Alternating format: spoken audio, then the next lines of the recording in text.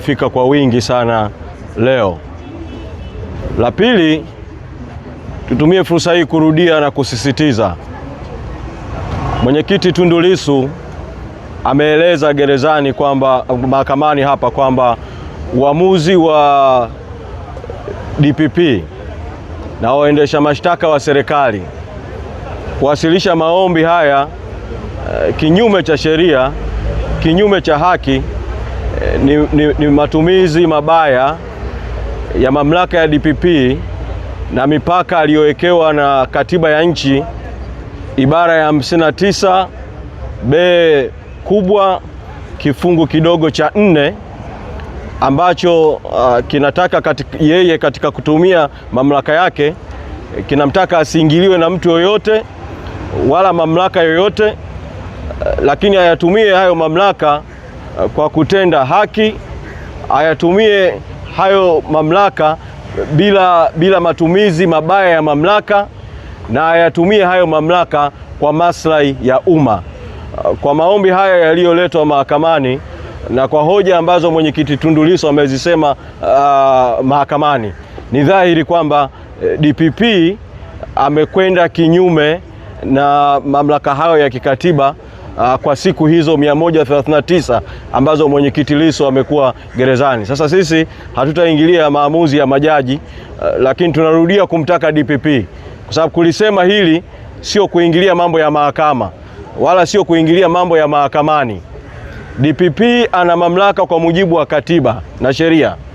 Wakati wowote ule akiona kesi haina msingi wowote, wakati wowote ule akiona kesi haina maslahi ya umma, anaweza kupeleka mahakamani hati ya nia ya kutokuendelea na kesi, nore prosecute, na akisha wasilisha hiyo hati, kesi inafutwa mara moja. Namna mojawapo ya nchi yetu kuondokana na aibu hii inayoendelea mahakamani, namna ya nchi yetu kuepukana na matumizi mabaya ya fedha za umma, kwa sababu kadiri kesi inavyoendelea kusikilizwa mahakamani. Kwa mfano leo imesikilizwa mahakama ya rufaa, makao makuu ya mahakama yalishahamia Dodoma. Maanake majaji wakija mahakamani hapa mahakama ya rufaa ni gharama za umma, wanakuja Dar es Salaam kwa ajili hiyo, ni gharama. Mmeona halaiki ya askari huko nje na magari ya askari na deployment kubwa, sio tu eneo la nje ya mahakama, mitaa mbalimbali, kwa sababu ya kesi hii ambayo haina sababu yoyote ya kuwepo mahakamani. Tunarudia tena kumtaka DPP kuiondoa hii kesi mahakamani. Kama kesi hii iko kwa maelekezo ya Samia Suluhu Hassan, DPP awasiliane na Samia Suluhu Hassan, kesi hii iondolewe mahakamani. Mwenyekiti amekushakaa gerezani siku nyingi, mwaka mmoja na miezi mitatu, inatosha. Kesi hii iondolewe mahakamani. Lakini nitumie fursa hii kwa uchache tu kusemea vile kauli ambazo Waziri Mkuu amekuwa akizitoa mfululizo wa hizi siku chache hizi. Kwa siku 5 mfululizo amekuwa akitoa kauli mbalimbali. Anayeitwa waziri mkuu kwa maana ya waziri mkuu haramu, waziri mkuu batili, kwa maana ya Mwigulu Lameck Nchemba. Moja, ametoa kauli akitaka kuonyesha kwamba yeye Mwigulu Lameck Nchemba na serikali hiyo ambayo sisi hatuitambui hawana mgogoro na vyama vya siasa. Kwa maneno mengine vile Mwigulu anasema hana mgogoro na Chadema.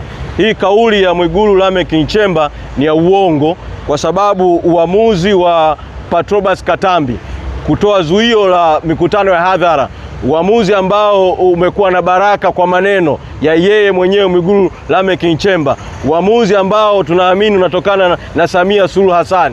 Uamuzi huo unaashiria kuna mgogoro mkubwa ambao yeye Mwigulu Lameck Nchemba, Samia Suluhu Hassan, Patrobas Katambi na wenzao wanao dhidi ya Chadema, na mambo mengine yote wanayoyasema ni visingizio tu, lakini dhamira ni kuzuia mikutano ya hadhara ya Chadema. Sasa kamati kuu imekutana na maamuzi ya kamati kuu, tutawaita wanahabari kuja kueleza maamuzi ya kamati kuu iliyofanyika Kigoma. Lakini ishara nyingine ya kwamba kuna mgogoro kati ya Mwigulu Lameck Nchemba, ofisi ya waziri mkuu, na Chadema ni kwamba mpaka tunavyozungumza hivi sasa, na hili Mwigulu analifahamu, ofisi ya waziri mkuu inalifahamu, msajili wa vyama vya siasa ambaye yuko chini ya ofisi ya waziri mkuu bado amezuia ruzuku ya Chadema ya milioni 500. Tulipotoa kauli hii awali kabla ya kwenda kwenye kamati kuu, walisema ofisi ya msajili, wakanukuliwa na nyinyi vyombo vya habari, wakasema kwamba Chadema imepeleka barua ya kukumbusha jambo hili na kwamba linashughulikiwa. Siku chache baadaye, na asema haya hadharani, msajili akatuandikia barua nyingine ambayo haikuwa na msingi wowote, lakini ilikuwa na dhamira ya kuchelewesha ifike juzi tarehe 30 mwezi Juni mwaka wa fedha uishe, ili msajili aje atoe kisingizio kwamba jambo hili limechelewa, fedha zimerudishwa hazina. Katika hali hii, kwa kuwa tumeshaanza mwaka mpya wa fedha, leo ni tarehe 3 mwezi Septemba, tarehe 3 mwezi Julai, tarehe 3 mwezi Julai, tunamtaka waziri mkuu haramu huyo batili Mwigulu Lameck Nchemba na ofisi ya waziri mkuu na wizara ya fedha, kama wanasema hawana mgogoro na Chadema, tuna mgogoro nao mkubwa sana sisi kwenye mambo makubwa sana: uporaji wa uchaguzi, wizi wa uchaguzi 2025, mauaji makubwa ya raia. Tuna mgogoro nao Chadema, tuna mgogoro nao na Watanzania tuna mgogoro nao. Watanzania wana mgogoro na serikali hii. Hilo ni jambo ambalo liko dhahiri, wasiseme kwamba hakuna mgogoro katika nchi hii. Lakini katika jambo hili dogo sana la ruzuku, tunawataka watoe kauli. Kama bado hawaendelezi migogoro, ni kwa nini mpaka sasa hawajaingiza ruzuku ya Chadema? Kwa wanachadema wote, nitumie fursa hii tu kuwaeleza jambo hili la kuzuia mikutano ya hadhara. Mvute subira, tumekushalisema kwamba ni uamuzi haramu, ni uamuzi batili. Kauli ya Patrobas haikuzingatia katiba, haikuzingatia sheria, hakuwa na mamlaka ya kutangaza hali ya hatari, hakuwa na mamlaka ya kuzuia mikutano. Lakini ni hatua zipi ambazo chama tutachukua? Kamati kuu imekushafanya maamuzi, tutawaita makao makuu ya chama, tutatangaza uamuzi. Kwa sasa tuko katika msiba vile vile, makamu mwenyekiti wetu amefiwa na dereva. Leo asubuhi kabla ya kuingia mahakamani nilitafuta update ya nini kinachoendelea, kwa sababu jana hakufanyika uchunguzi wa mwili, na nikawa nimeelezwa muda ule ndio sasa walikuwa wameingia kukamilisha uchunguzi wa mwili.